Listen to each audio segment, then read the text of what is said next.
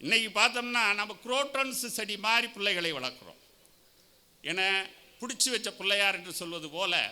ஏன்னா நான் சொல்லுவேன், தமிழ்நாட்டில் எப்பொழுது இந்த நாகரிகம் வந்தது என்று குறியீடாக சொல்லுகிற போது நர்சரி பள்ளிகளும் பிராய்லர் கோழிகளும் வரவோடு எல்லா ஊர்லேயும் இருக்குது. அன்றைக்கி போகிறேன் களப்பாலுக்கு பக்கத்தில், அங்கே அமேசான்னு போட்டுக்கிட்டு ஒரு பின்னாடி ஒரு பெட்டியை கட்டிக்கிட்டு ஒரு ஆள் நிற்கிறார், பொருள் வழங்கி கொண்டிருக்கிறார். Trade, online trade.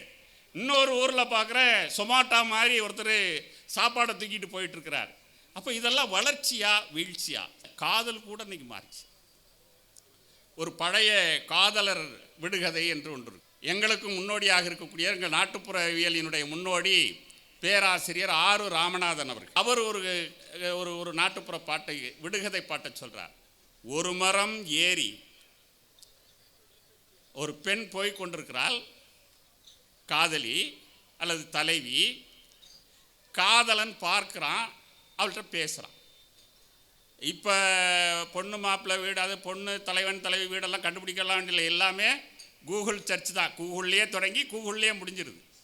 என்ன முடியுது? அப்போ ஒரு மரம் ஏறி, ஒரு மரம் பூசி, ஒரு மரம் பிடித்து, ஒரு மரம் ஊன்றி போகிறவன் பெண்ணே. இப்போ அவர் எப்படி போகிறார், அங்கே சூழலை சொல்ல, கான்டெக்ஸ்ட் என்று சொல்லுவோம், அந்த சூழலை சொல்லுவோம். போகிறவன் பெண்ணே, உன் வீடு எங்கே? வீடு எங்கேன்னு கேட்குறான். பார்த்தாச்சு, முதல்ல ஒருத்தர் நோக்குதல் பார்த்தாச்சு, மனம் ஒன்றியாச்சு. அடுத்த விஷயம் வீடு எங்கேன்னு கேட்குறான். அதுக்கு அவ சொல்கிறான், பாலுக்கும் பானைக்கும் நடுவிலே, ஊசிக்கும் நூலுக்கும் அருகிலே. எதுவும் விளங்குதா? இப்போ முதல் இதுக்கு வருவோம்.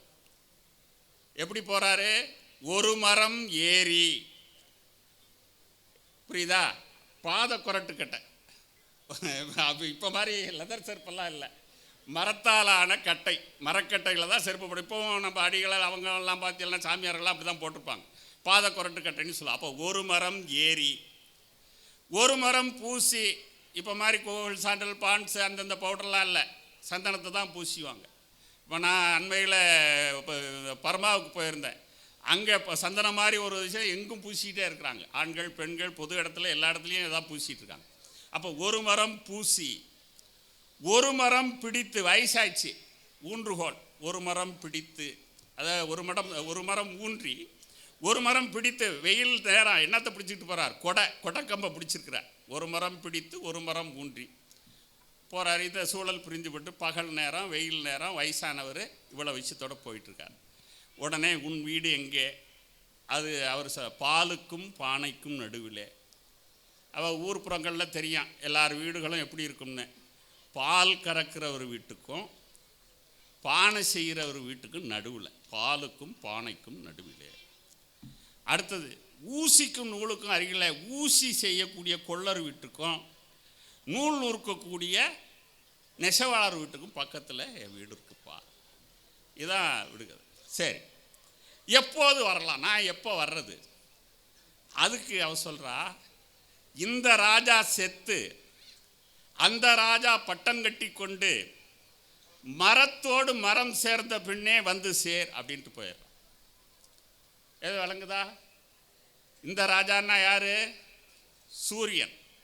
சூரியன் மறைஞ்சி அந்த ராஜா பட்டம் கட்டி கொண்டு, அடுத்தது யாரு? நிலா, அது பட்டம் கட்டிக்கிட்டு. அதுக்கப்புறம் உடனே போயிடலாமா? மரத்தோடு மரம் சேர்ந்த கதவு எப்படி இருக்கும்? 2 கதவு, மரத்தால் ஆன 2 கதவு சாத்துறோம். எல்லாரும் அசமடங்கினதுக்கு அப்புறம் வீட்டுக்கு வா, நான் காத்திருக்கிறேன் என்று தலைவி சொல்வதாக ஒரு விடுகதை, காதலர்கள் விடுகதை என்று ஒரு பெரிய நூல் இருக்குது. அதில் ஒரு கதை இருக்குது. இப்போ இந்த மரபெல்லாம் எங்கே போனது? ஆசை வச்சேன் ஓ மேலே, அரளி வச்சேன் கொள்ளையில். மோனே என்ன, அரளியை பிடிச்சிட்டு செத்து போகணும்னு இல்லை, என்ன இருக்குது பின்னாடி? அருவாலும் இருக்குன்னு சொல்கிறார். ஆசை வச்சேன் ஓ மேலே, அரளி வச்சேன் கொள்ளையிலே என்று சொல்கிறோம். இந்த மரபு, நம்முடைய நாட்டுப்புற மரபு இன்றைக்கு வரைக்கும் நீடிக்கிறதா? சோலை சுந்தரபெருமாள் ஒரு கதை எழுதினார். வைக்கோல் போரும் கடாவடிக்கு வாக்கப்பட்டவளும். வைக்கோ போகிறோம், கடாவடிக்கு வாக்கப்படும். கடாவடி என்பது போரடிக்கிற அந்த களத்தில் மாடுகளை பிணையல் செய்து ஓட்டிகிட்டு இருப்பான். அதான் கடாவடி என்பது. அது ரொம்ப நுட்பமான, அதில் உள்மாடாக இருக்கிறது ரொம்ப சிரமமானது. எது முரட்டு காலையோ முரட்டுத்தனமாக இருக்கோ அதை உள்மாடாக கட்டுவார்கள். பின்னாடி அடுத்தடுத்த மாடுகளை அதில் இணைப்பார்கள். அப்படி கடாவடிக்கு வாக்கப்பட்டவளும் வைக்கோ போகிறோம் அப்படின்னு ஒரு சிறுகதையை எழுதியிருக்கிறார். ரொம்ப எளிமையான சிறுகதை. இந்த மண்ணில் அது முழுக்க பார்த்திங்கன்னா ஒரு களத்தில் ஒரு ஒரு ஒரு செட்டியார், அவருடைய நிலம், அதில் ஒரு 4 பேர் வந்து அறுவடை செய்து களத்தில் வந்து போரடிகள் நடைபெறுகிறது, வைக்க போரடிக்கிறது நடக்குது. இதுதான் கதைக்களம், கதையாக இருக்கிறது. 4 பேர், அதில் வந்து பெரியண்ணன் ஒருத்தர் இருக்கிறார், அவருடைய மகன், மருமகள், பாக்கியம்னு ஒரு அம்மா. இந்த 4 பேரும் அங்கே வேலை செய்கிறாங்க. இதில் முழுக்க அந்த கிடாவடி, வைக்கல் போர், கோக்காளி இதெல்லாம் அதில் வருது. இதில் ரொம்ப நுட்பமானது என்னென்னா, இந்த வைக்கோல் போகிற வைக்க அடித்து, இப்போ வைக்கலும் இல்லை வைக்க போகிறோம் இல்லை, ஏன்னா எல்லாம் வயலோட முடிஞ்சு போயிடுது, எல்லாம் கதிரை மட்டும் உருவிட்டு அடிச்சிடுறாங்க, அல்லது அங்கேயே கட்டுக்கட்டி பார்சல் பண்ணி வெளி மாநிலங்களுக்கு போய் விடுகிறது என்பதை பார்க்குறோம். அப்போ அந்த வைக்கோல் போர் போடுவது பிறகு அதில் ஒரு தொழில்நுட்பம் இருக்குது. அது ஒரு 100 கட்டு வைக்கோலை கொண்டாந்து ஒரு இடத்துல வச்சு போர் கூடும். அதில் தலை கூட்டுறதுங்கிறது ரொம்ப முக்கியமானது. அலையாத்தி செந்தில் கூட ஒரு சிறுகதையில் அந்த தலை கூட்டுறதை பற்றி சொல்கிறார். ஏன்னா மழை பெஞ்சிச்சின்னா தண்ணி உள்ற போணுச்சுன்னா அப்படியே வயசாகும். வைக்கல் மட்டும் எதுக்கு எதிரின்னா தண்ணிக்கு எதிரி. மழை தண்ணி உள்ற போச்சுன்னா அழுகி நாசமாக போயிடும். அப்போ அந்த தண்ணீர் ஒரு சொட்டு கூட உள்ளே வராமல் தலை கூட்டுறதுங்கிறது ஒரு கலை. அது ஒரு ஊரில் சில பேர் தான் இருப்பாங்க. அப்போ எல்லாரும் வந்து வைக்கக்கட்டை கொண்டாந்து போட்டுருவாங்க. ஆனால் அதை தலை கூட்டுறதுக்குன்னு அந்த ஊரில் முக்கியமான ஆள் வருவார். நான் இன்னும் சில விஷயங்கள் இருக்குது. ஒரு 2 மா 3 மா நிலம் இருக்கும், அதுக்கு ஒரு இடத்துலேருந்து தண்ணி பாயும். அப்போ தாய்வாய்க்கால்னு ஒன்று போடுவாங்க. தாவாக்கால்னு இழுக்குது. தாய்வாய்க்கால் இழுக்கிறது ரொம்ப முக்கியமானது. ஏன்னா தாய்வாய்க்கால் கரெக்டாக போனால், சரியாக போட்டால்தான் பிரிஞ்சு போகிறதுக்கு கிளை வாய்க்கால்லாம் ஒழுங்காக போகும். ஒரு இடத்துலேருந்து தண்ணீர் இன்னொரு இடத்துக்கு போகணும். இதெல்லாம் நம்முடைய மரபு தொழில்நுட்பம். இது எந்த இன்ஜினியர் காலேஜில் போய் படிச்சுக்க, எந்த இன்ஜினியரிங்கில் படித்தாங்க, எந்த டெக்னாலஜியில் படித்தாங்க. அப்போ வைக்கோல் போகிற தலையை கூட்டுறதா இருக்கட்டும், தாய்வாய்க்கால் இழுக்கிறதா இருக்கட்டும். அதே போல் கிணறு, நம்ம பிள்ளைகளுக்கு கிணறே தெரியாது, கேணியே தெரியாது. 30 அடி 40 அடி 50 அடி 60 அடி 100 அடி கிணறெல்லாம் உண்டு. கிணறுல ஒரு பொருள் விழுந்துட்டுனா அதை எடுக்கிறது, முழுந்தி எடுக்கிறது, பாதாள கரண்டி போட்டு எடுப்பாங்க. அன்னைக்கு கூட நம்முடைய ஆட்சியர் மேனாள் தலைமைச் செயலாளர் பாதாள கரண்டியை பற்றி சொன்னார். அப்போ பாதாள கரண்டியும் எடுக்க முடியலைன்னா உள்ள முக்கிய தான் ஆள் இருக்கணும். அப்போ அந்த கிணறுக்குள்ளே மூழ்கி அந்த பொருளை எடுக்கிறது அது பெரிய தொழில்நுட்பம். அந்த மூச்சு அடக்கி கிணறுக்குள்ளே விழுந்து ஏந்திரிச்சு வந்து அது பெரிய விஷயம். அப்போ இதெல்லாம் தான் நம்முடைய மரபறிவு. நீங்கள் புத்தகங்களில் அறிவை தேடுவதை காட்டிலும் புத்தகங்கள் அறிவை மேன்மைப்படுத்துகின்றன. ஆனால் இதுவும் நுட்பம்தான், இதுவும் அறிவு தான். அப்போ இதை பயிலுதல் என்று நாம் இதை சொல்லுகிறோம், இந்த பயிற்சி என்று நாம் சொல்கிறோம். இந்த அடிப்படையில் தான் நாம் பார்க்கணும். சரி, கதைக்கு வருவோம். அப்போது பாக்கியமான ஒரு ரொம்ப துடிப்பான பெண், ரொம்ப சுட்டியான பெண், அந்த வீட்டுக்கே நல்ல வேலை செய்யக்கூடிய பெண். ஆனால் அவங்க அப்பா அம்மா என்ன பண்ணுறாங்கன்னா, அந்த வீட்டில் அந்த அம்மா அவங்களுடைய தாய் மாமன் ஒருவன் இருக்கான் ஊரில், வேலுச்சாமின்னு பேர். அவன் கொஞ்சம் அப்படி இப்படி இருந்து ஊதாரி ஆகிடுறான், பணமெல்லாம் செலவு பண்ணிடுறான். சரி, அவனுக்கு ஒரு கால் கட்டை போடுறது, திருமணம் பண்ணுறது என்ன, கால் கட்டு போடுறது தானே. கால் கட்டை போட்டால் அவன் சரியாக இருந்துருவான்ட்டு இந்த பாக்கியத்தை திருமணம் செய்து வைக்கிறார்கள். அவனும் ஒழுங்காக இருக்கான். 2 பேரும் வேலைக்கு போகிறாங்க, சம்பாதிக்கிறாங்க, வீடு நல்லா ஓடிட்டுருக்கு, வீடு கட்டுறதுக்கெல்லாம் முயற்சி பண்ணிகிட்ருக்காங்க. அந்த நேரத்தில் தங்கம் என்று ஒரு பெண்ணை பெற்றெடுக்கிறான் பாக்கியம். அந்த பெண் கருவுற்று தாய்மையடைந்து அந்த பிள்ளையை பெற்றெடுத்த உடனே வேலுச்சாமிக்கு வேறு சில சவகாசம்லாம் வருது. ஊரில் அரச புரசலாக பேசுகிறாங்க, டீ கடைக்கு அடிக்கடி போயிட்டு வர்றாரு அப்படின்னு. அப்புறம் கொஞ்ச நாள் பார்த்தா அந்த டீ கடைக்கார பொண்ணோட ஆள் கம்பியை நீட்டிடுவார், பல வருஷம் காணாமல் போயிடுவார். இந்த பாக்கியம் அப்பா அம்மா இல்லாமல் நிற்கதியாக அன்றாடம் காய்ச்சி அன்றாடம் வேலைக்கு போய் விவசாய வேலை செய்து அந்த தங்கத்தை உருவாக்கிடுறோம். ஒரு 10 வருஷம் 12 வருஷம் கழித்து அப்போ தான் இந்த காட்சி நடக்குது. அப்போது அந்த கடாவடியில் அந்த வைக்கோலை வந்து பிரித்து விட்டுக்கிட்டே இருக்கா, கோக்காளியை வச்சு நடந்துக்கிட்டு. அங்கே பக்கத்து வீட்டு பொண்ணு ஒடியார், என்னென்னா தங்கத்தோட அப்பா வந்திருக்கிறாரு, உங்களை அழைச்சிட்டு வர சொல்கிறாரு அப்படின்னு. பெரிய என்ன சொல்கிறார், சரி சரி நீ போ வரோம் அப்படின்ட்டு. அவருக்கு தெரியுது விஷயம்லாம் இது சிக்கலான விஷயம் என்று.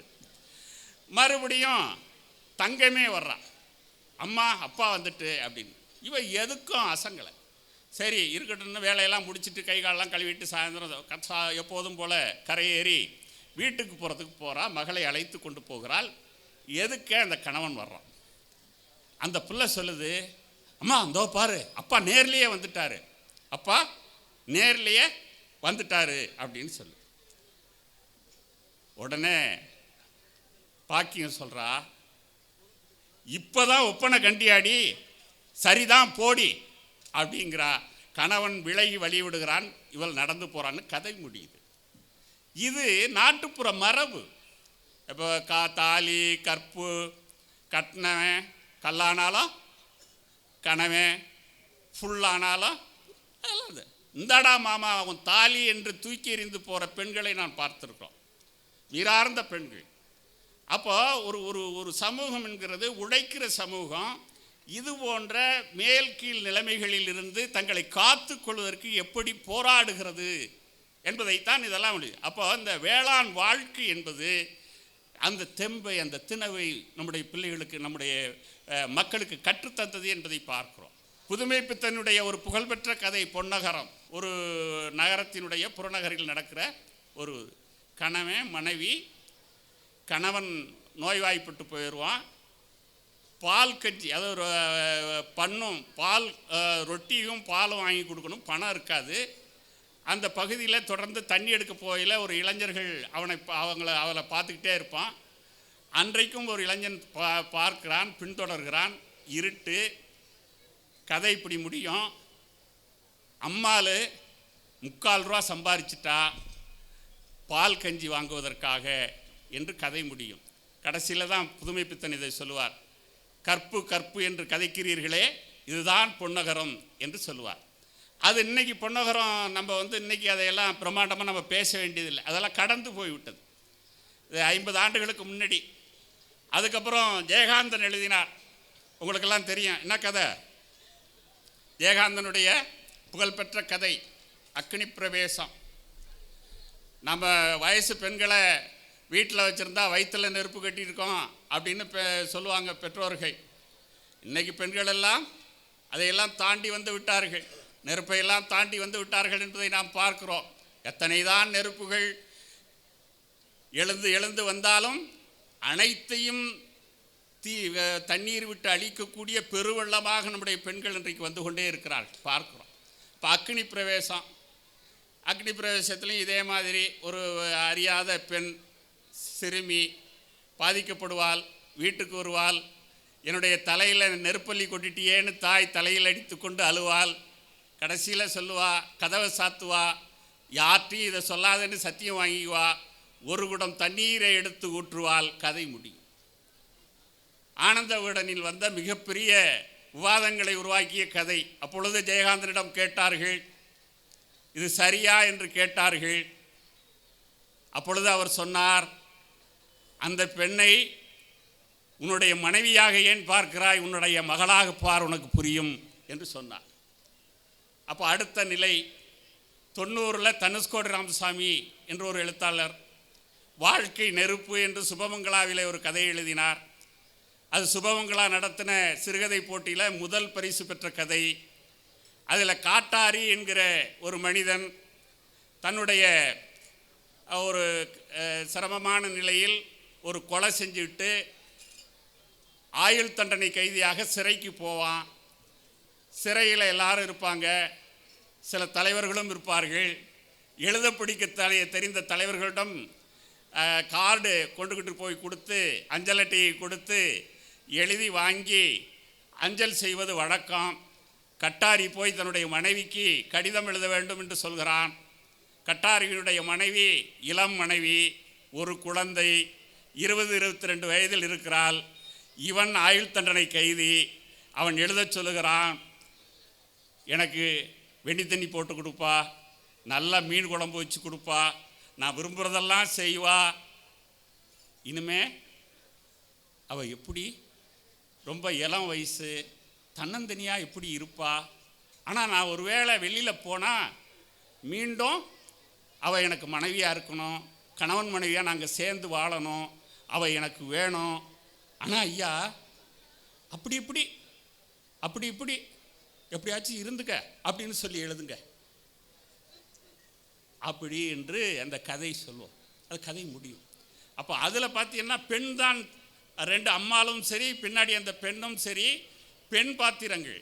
ஆனால் இதில் ஒரு ஆண் தன்னுடைய மனைவி தான் குற்றமிழைத்து உள்ளே வந்து விட்டோம், அவள் இளமையோடு இருக்கக்கூடியவள், இந்த சமூகம் மிக மோசமாக இருக்கும், இயற்கை தேவைகளும் இருக்கும் என்பதை உணர்ந்து சொல்வதாக அந்த கதை இருக்குது. இது ஒரு உளவியல் சமூகவியல் சார்ந்த ஒரு கதையாக அன்றைக்கு விரிவாக பேசப்பட்டது.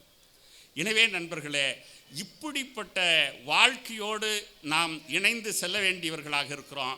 ஒரே ஒரு கவிதையை மட்டும் இந்த இடத்திலே பதிவு செய்து நான் விடைபெற விரும்புகிறேன். நம்முடைய மரபில் பொருள் வயின் பிரிவு என்று சொல்வார்கள். பொருள் வயின் பிரிவு சங்க இலக்கியத்தில் உண்டு. பிரிவு பல வகைகளில் இருக்கும். தூதில் பிரிவு, கற்பதற்காக பிரிவு, அதே போல் பொருள் வயின் பிரிவு. ஐயாவுக்கு தெரியும், பொருள் வயின் பிரிவு தான் நீண்ட இடங்களில் நடக்கும். தலைவன் தலைவி பிரிஞ்சிருவான், தலைவி காத்து கொண்டிருப்பால், தலைவன் வருகிற அந்த வண்டியெல்லாம் பார்த்து எப்படி வருவான், எப்போ வருவான், என்ன பொருள் கொண்டுகிட்டு வருவான், அப்படிலாம் காத்திருக்கிற விஷயங்கள்லாம் நிறைய இருக்கும். பொருள் வயின் பிரிவு உண்டு.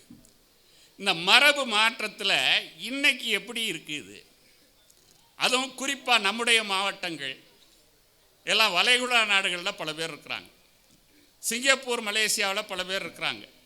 இப்போ ஒரு இது என்னென்னா, தொழில்நுட்பத் துறைகளில் ஐடி துறைகளில் என்னென்னா, முதல் கண்டிஷனே 2 பேரையும் அழைச்சா நாங்கள் வர்றோங்கிறது தான்.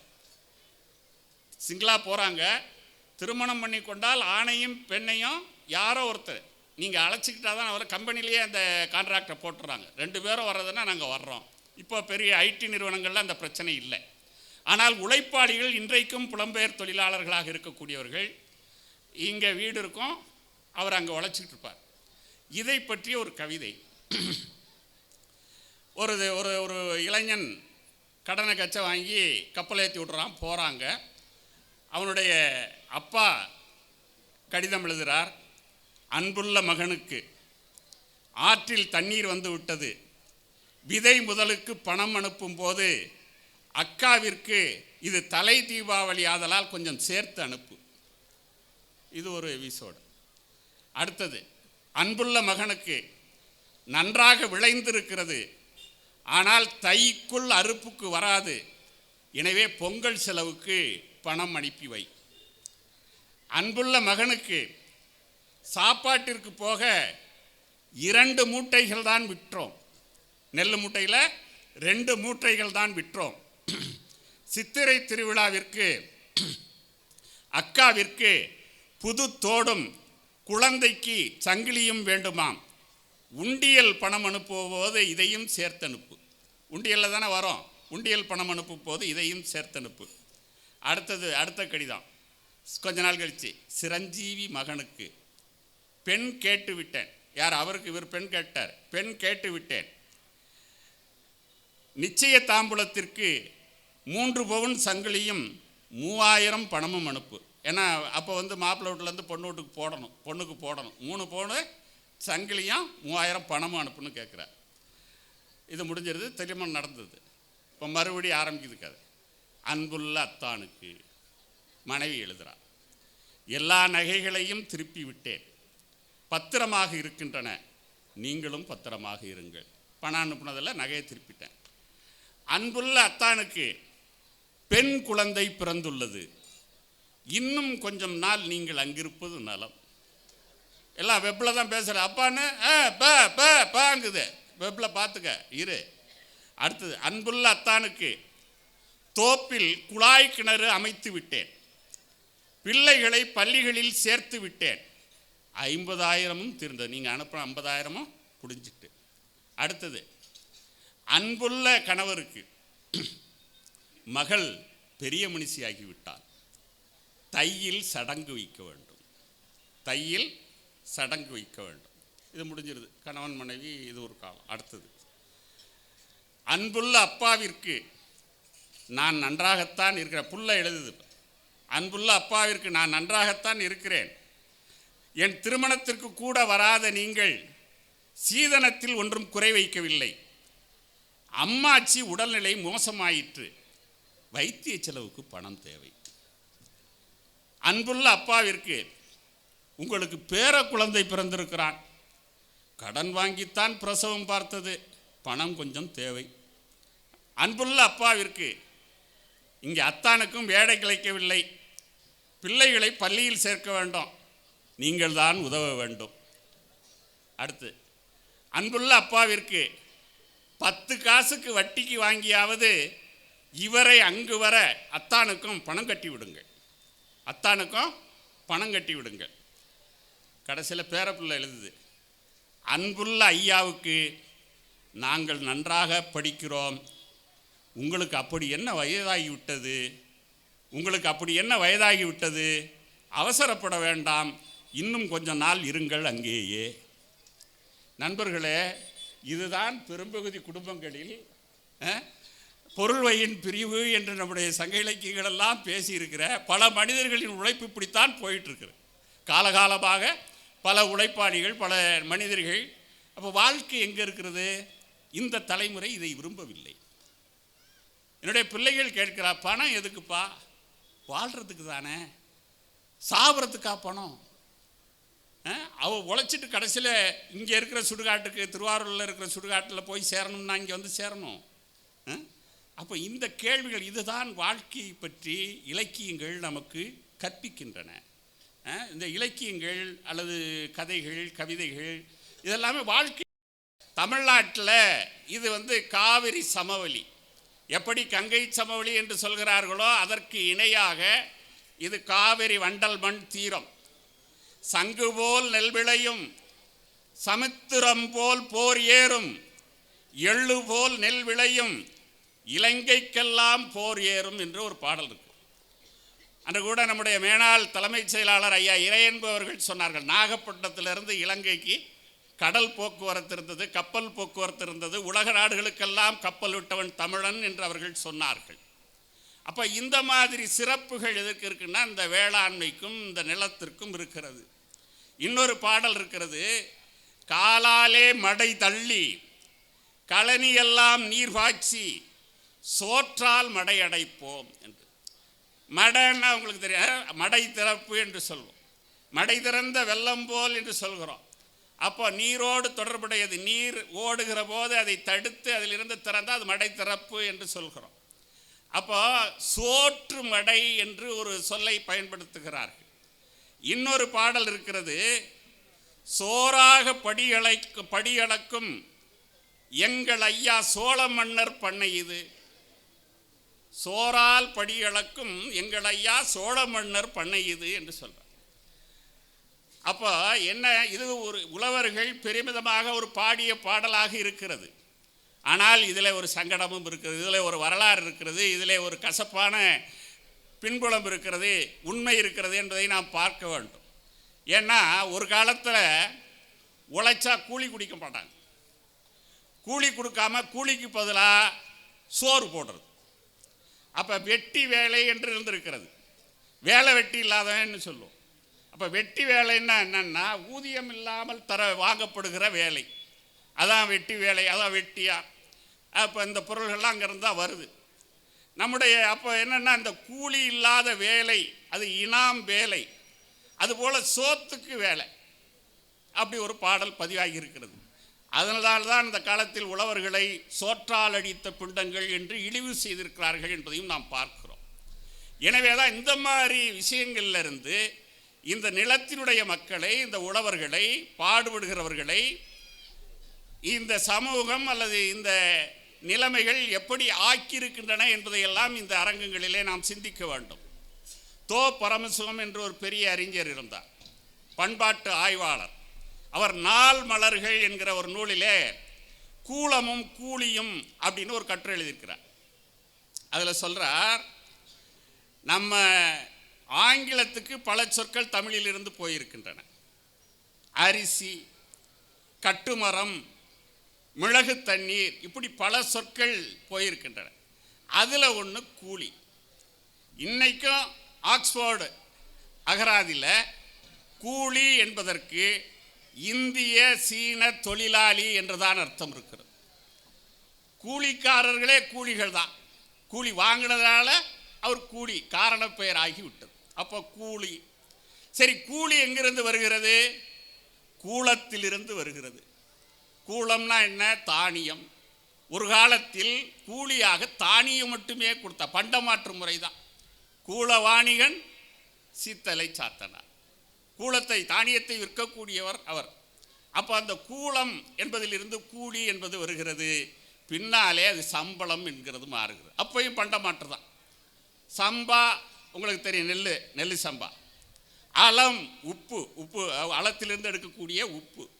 நெல்லையும் உப்பையும் கூலியாக அப்புறம் கொடுத்தது. அதான் சம்பளம் என்று வந்தது. பின்னாலே பணம் வந்த பின்னால் அது ஊதியம் என்று மாறுகிறது என்பதையெல்லாம் பார்க்கிறோம். ஆக இந்த சூழ்நிலைகளிலிருந்து இந்த வைக்கோல் போர், வைக்கப்போர், இந்த விஷயங்களை நாம் பார்க்க வேண்டியிருக்கிறது. இது ஒரு மரபு தொடர்ச்சி. அதில் நிறைய விஷயங்களை நாம் பார்க்க முடியும். நீங்கள் வைக்கோல் போர் போடுறதுங்கிறது ரொம்ப சாதாரண விஷயம் இல்லை, ரொம்ப நுட்பமான விஷயம். இன்னும் சொல்லப்போனால் இங்கே இருக்கிறவர்களுக்கெல்லாம் தெரியும், ஒரு காலத்தில்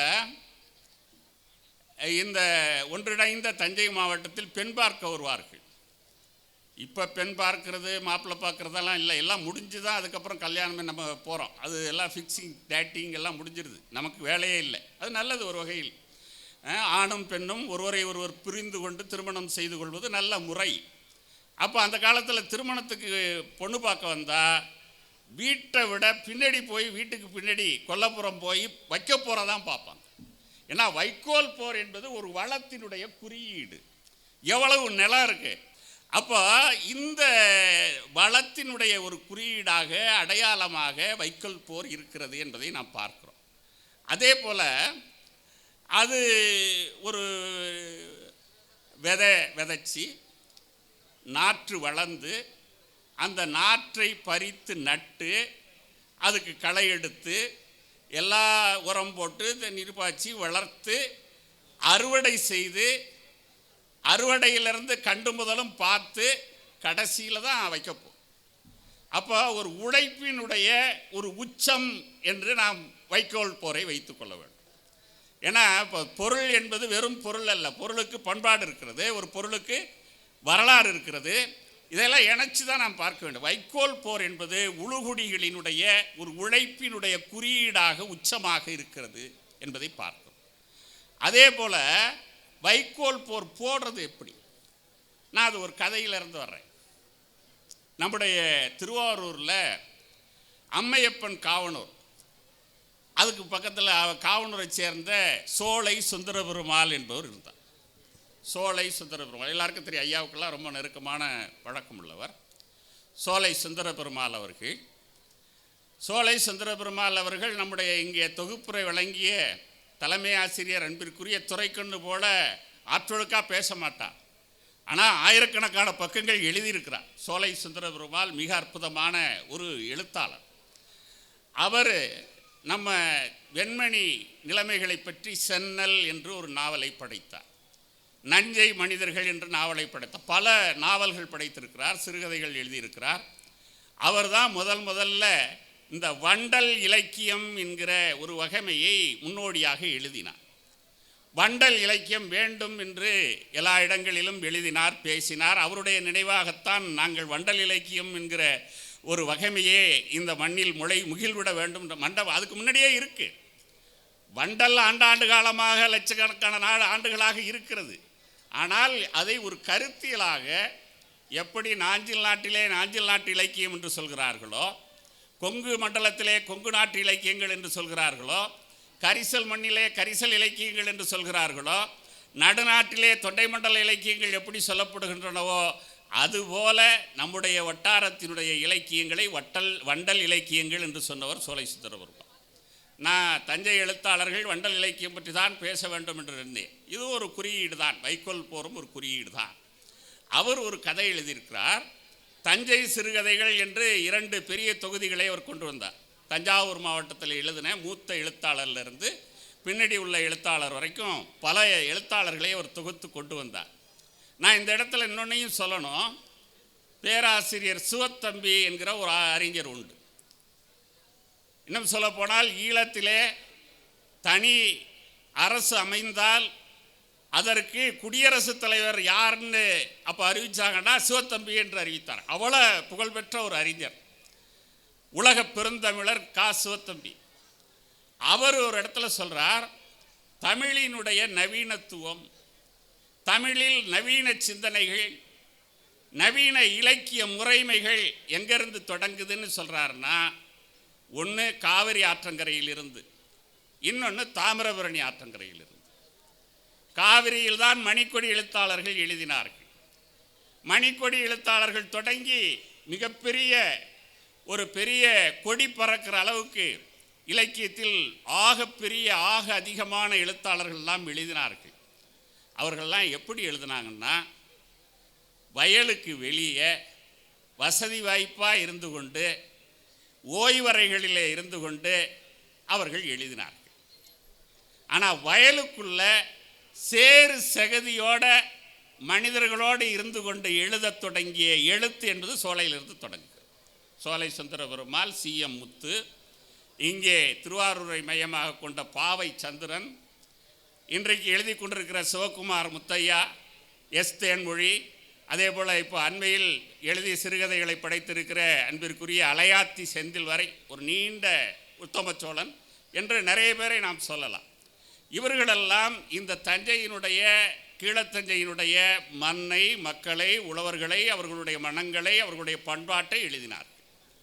அதில் ஒரு ரொம்ப முக்கியமானவர் தான் சோலை சுந்தரபெருமாள். இந்த வண்டல் இலக்கியம் என்பதை இங்கே வந்திருக்கிறவர்கள் தெரிந்து கொள்ள வேண்டும் என்பதற்காக நான் இவ்வளவு முன்னுரையை நான் சொல்கிறேன். வாழ்க்கையை நாம் மேம்படுத்தி கொள்ள வேண்டும் என்பதை மட்டும் செய்தியாக சொல்லி, வைக்கோல் போர் என்பது நம்முடைய நிலத்தின் குறியீடு, உழைப்பின் மேன்மை. ஆனால் இன்றைக்கு பல அக்கப்போர்கள் வருகின்றன.